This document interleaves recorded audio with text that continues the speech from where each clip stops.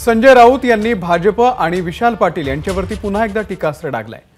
सांगलीमध्ये भाजपचे 2 उमेदवार आहेत, काका आणि दादा, असं संजय राऊत यांनी म्हटलेलं आहे।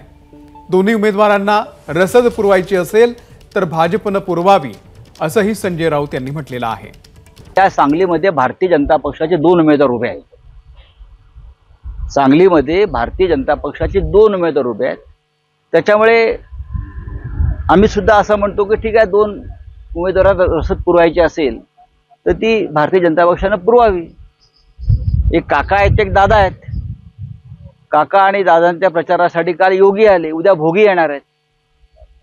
येऊ द्या ना, आम्हाला चिंता नाही। आम्ही आमच्या उमेदवाराचा प्रचार करतोय। आमची विमानं तपासा, आमच्या गाड्या तपासा, आमच्या खोल्या तपासा, काही हरकत नाही। एबीपी माझा, उघडा डोळे बघा नीट।